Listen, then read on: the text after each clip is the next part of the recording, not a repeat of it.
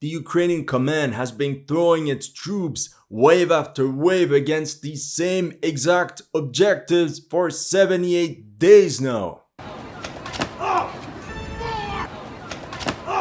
It's the same plan that we used last time, and the 17 times before that.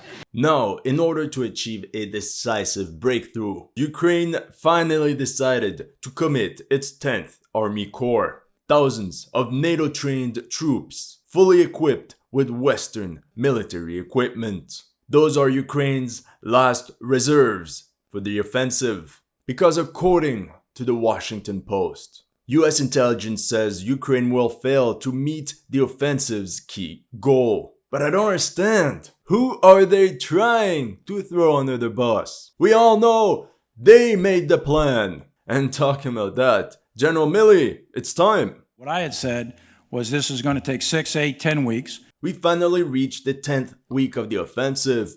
What now? It is far from a failure, in my view. But rest assured, because the Kyiv Independent reported, Institute of the Study of War, Ukrainian forces significantly advanced in western Zaporozhye amid continued counteroffensive. Not sure about that. You can see here the evolution of the front over the last 20 days. Ukraine gained roughly 1.5 kilometers. At this point, Ukrainians captured most of the settlement of Robotyne, and overall they're just starting to take down Russia's first line of defense. And here's what soldiers of the 47th Mechanized Brigade admitted to CNN. It's hard, he says. Very hard. How do you think the fight is going in your section? It's tough. It's tough. Legend says the fighting is difficult because Bieber and Dolik were deployed from Bakhmut to the Zaporozhye front to halt the Ukrainian offensive. Those are the rumors, I don't know. Ukraine wants Robotyne because that would allow them to control these heights, from where they could flank and encircle Russian positions west of the ridge up until Kopani. This would greatly improve the Ukrainian position in the sector as it would expand their bridgehead. Ukraine finally deployed its 10th Army Corps, as well as the very famous Marun Tactical Group, which are now by far the country's most prepared and motivated troops. We're talking about roughly 20,000 men. President Zelensky even visited their headquarters in preparation of their sacred mission impossible, in preparation for their upcoming attack. Many Ukrainian soldiers are seen praying and taking part in religious ceremonies. The 82nd Air Assault Brigade is said to be the elite of the elite, and they came armed to the teeth. The 82nd Brigade has 4 battalions equipped with 40 German-made Marder infantry fighting vehicles, and at least 90 Striker APCs in total, supported by 1 tank company equipped with 14 Challenger 2 tanks. And let me tell you, it didn't take long before all this sweet NATO equipment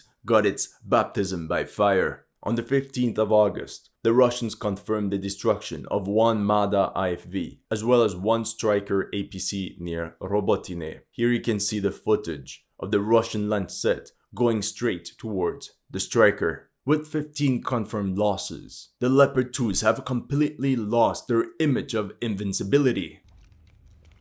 Now we're all wondering when the famous Challenger 2 is going to receive his own baptism by fire. Now we can't talk about this Ukrainian offensive towards the Sea of Azov without talking about casualties.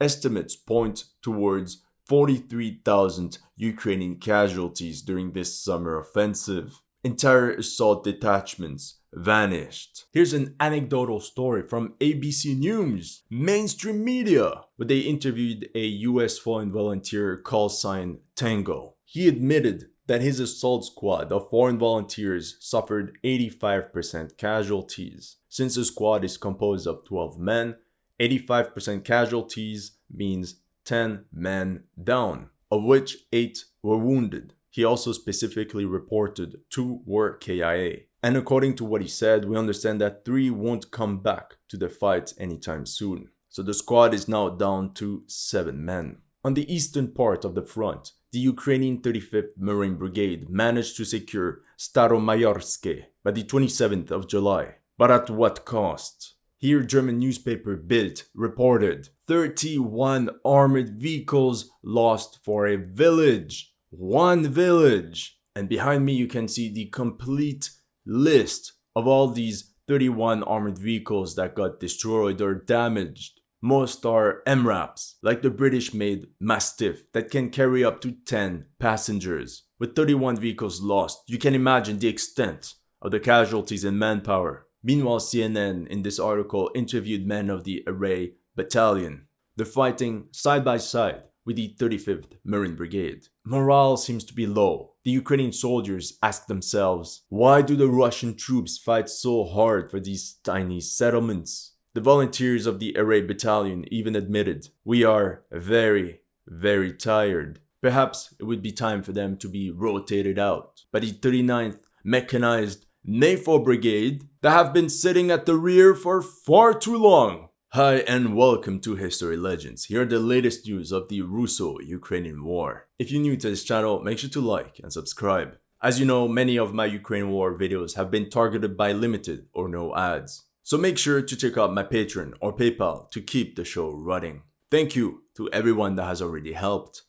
And welcome to the headquarters. So yeah, Ukraine is sending everything it got towards Robotyne, a small village of less than 500 inhabitants before the war, that will definitely join the list of unknown places that will go down in history. To be honest, I'm starting to think the Russians are preparing a war movie epic about the Battle of Robotine. Just like in Panfilov's 28, they could portray a bunch of ATGM crews stuck in trenches firing at wave after wave of NATO-made vehicles. And it wouldn't be very far from reality. On August 11th, Ukrainian troops reportedly entered Robotyne twice. Here you can see a Ukrainian soldier of the Skala Recon Battalion confirming that they did reach the entrance of the village. To break the Russian defenders, Ukrainian artillery makes heavy use of cluster munitions, which is essentially like aerial grape shot. And in this video you can hear the sound it does as it lands near Russian positions. These cluster munitions cause a great deal of injuries in infantry personnel. For example, in this video you can see that 4 Russian soldiers are necessary to lift one of their wounded comrades on a stretcher in order to bring him back to the rear. At this point, the village of Robotyne became some sort of symbol for Ukraine. A symbol that there's still hope for their counteroffensive. So the Ukrainian command has been fighting tooth and nail over control of the settlement.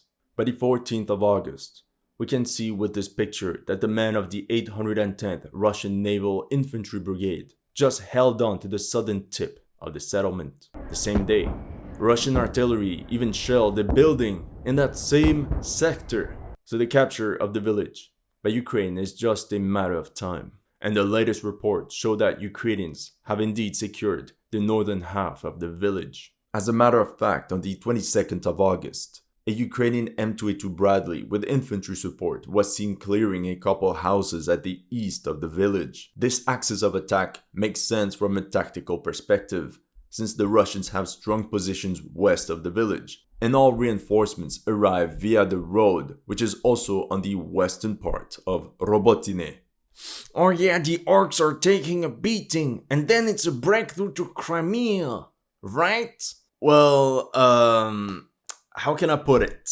Say hello to my little friend! Well, the Russians have the village of Novoprokopivka 2 kilometers south of Robotyne. Then there's their second line of defense, followed by the settlement of Solotka Balka. Right behind they have the third layer of fortifications. Whoops! Then there's another set of defensive positions before they can reach Tokmak, which is also surrounded by fortifications. What can we conclude from all this? The Russians fully expected to abandon Robotyne at some point. Just like you on the hub, they were shocked they lasted that long. The problem right now for Ukraine is sending reinforcements in and around the village. They need boots on the ground to hold whatever position they just captured. Throughout June and July, the task to capture Robotyne came to the NATO flagship 47th Mechanized Brigade, supported by the 65th Mechanized Brigade. Truth is, most of the guys of the 65th Brigade are mobilized personnel. Like you can see on screen, most of these men were civilians not too long ago. And I just hope that at least they got some decent training. So yeah, on the 24th of July, the Mobics of the 65th Brigade got hammered hard between Kopani and Robotyne. Same scenario 4 days later.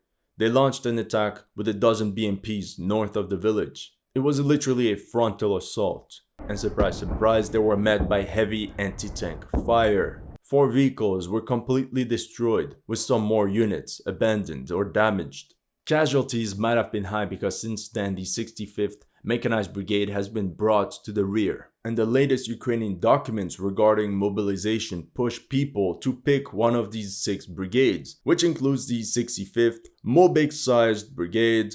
You can come to your own conclusion. Meanwhile, the 47th Mechanized Brigade was very famous for fielding American-made M2A2 Bradleys. In this video, you can see a platoon of 3 of them. They wait behind some trees for the path to be demined, and then they rush forward. Since the 4th of June, 51 units have been visually confirmed as destroyed or damaged. That means 50% of all the Bradleys gone. Bradleys are very important to safely rotate combat personnel. Here we can see a Ukrainian squad leader waving at an approaching M2A2. The IFV then evacuates a 7-man squad of the 47th Mechanized Brigade back to the rear. One commander of the 47th Mechanized Brigade even said, "You cannot win a war with technology alone. Until the infantry enters, clears and secures the territory cannot be considered conquered. As always, you need boots on the ground." To this effect, 40-man strong infantry platoons are brought as close as possible to the battlefield. To this effect, armored fighting vehicles play Uber as they bring 40-man strong infantry platoons as close as possible to the front, and then let the riflemen continue on their own. From what I heard, they get a better rating on the app depending on how close to the enemy entrenchments they disembark the troops. The Russians are constantly pounding them with FAB 500 bombs whenever they detect any accumulation of Ukrainian troops. Plus, of course, mines as usual. There's this GoPro footage I can't show you, but let's say a Ukrainian squad has been sent forward on a path that has not been demined. And the guy at the front of the column, well, yeah. So a lot of the operations are carried out at night. Here you can see a Ukrainian M2 Bradley firing visual and infrared smoke screens to block enemy thermal sights from detecting them. During the night, infantry redeploys across the no man's land towards the front, and then take up positions in small dugouts and trenches the previous wave has built. From there, the next day, they storm enemy positions. The following footage from this Russian FPV kamikaze drone was very interesting. Essentially, it shows a very long trench, with the zigzag meant to reduce the effect of artillery, most likely built by Ukrainian riflemen and not by a machine. And here's a closer look. Clearly, it's not very deep. This trench has been dug quickly using shovels, and I suppose those were some sort of trenches that they dig as an approach towards enemy positions when there's no cover available. Essentially 17th century siege warfare tactics. So these infantry tactics did decrease equipment losses, but increased casualties in manpower. So Bradleys often intervene for medevac operations. This 8-man strong rifle squad had its vehicle hit, and 2 of their wounded comrades had to be evacuated. And like you can see in these images that I had to censor, the wounded troops are then brought back to the rear in some sort of open-air triage. I counted a total of 7 troops with combat injuries. Some are lightly wounded and can still walk, while others need immediate intensive care in hospitals. As you can imagine, such rescue missions are also risky. This M2A2 Bradley took a hit from a 105mm shell as it emerged from a tree line, with the Bradley reactive armored tiles eating up most of the impact. The crew reportedly was unharmed. Now, in this video, our friend Bradley showed up to rescue the 2 surviving crew of a tank that got destroyed. But Bradley soon got targeted by enemy fire. So the guy left. He literally abandoned one of the 2 Ukrainian tank crews behind. Come on, Brad. What the f? Despite their best efforts, by the 3rd of August, the bulk of the Ukrainian 47th Mechanized Brigade was withdrawn to the rear due to heavy losses. This is when the first reports emerged about the arrival of the 10th Army Corps that was kept in reserve until then. From all the evidence, we can conclude that the 10th Corps is formed by the 116th, 117th, and 118th Mechanized Brigades. But then the Ukrainian command also attached to it the Marun Tactical Group, meaning the 82nd and 46th Air Mobile Brigades, the 72nd Jaeger, beefed up by ideologically motivated infantry of the Skala Recon Battalion, the 3rd Brigade Spartan, and the 15th Brigade Karadag, all this supported by the 44th Artillery Brigade. Talking about that, the 44th Artillery Brigade arrived at the front on the 7th of August. The role of the Ukrainian artillery in this sector was to block the approach of Russian reserves through fire control all along the TO408 highway and force the Russians to give up sending supplies and replacements towards Robotyne. As an example, on August 22nd, the artillery of the 44th Brigade destroyed 2 Russian MT-LB armored vehicles on their way to Robotyne. The next day, on the 8th, infantry assault groups of the 116th and 118th Mechanized Brigades attacked along the Robotyne-Verbove line, but due to heavy losses, they were rotated out by fresh troops. This is when, on the 9th of August, 2 new brigades showed up on the battlefield.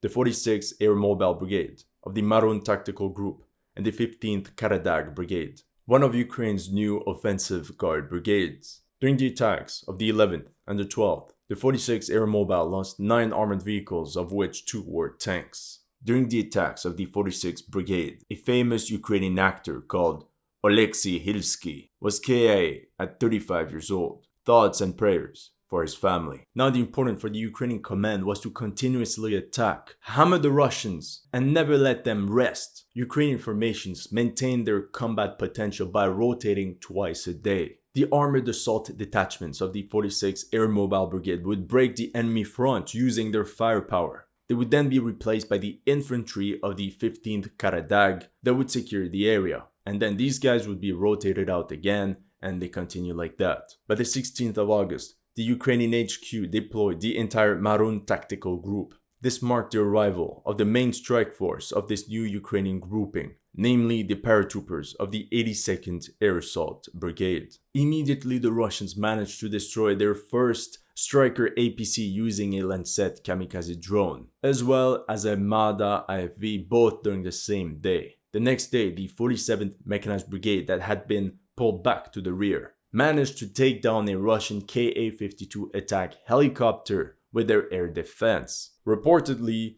the co-pilot was KIA, but the pilot was still alive. So the Russians did something extremely unusual and flew an Mi-8 helicopter to rescue that guy and get him back to friendly lines. On the 18th of August, assault detachments of the 1st and 3rd Battalions of the 82nd Airborne Brigade started working on the Russian positions. After numerous waves of infantry infiltrations, Ukraine launched another armored assault on the 20th of August, right on the northern part of Robotyne. Ukrainians reportedly lost 8 vehicles, 5 M113 APCs, 2 Strikers, 1 M2A2 Bradley, as well as a Leopard.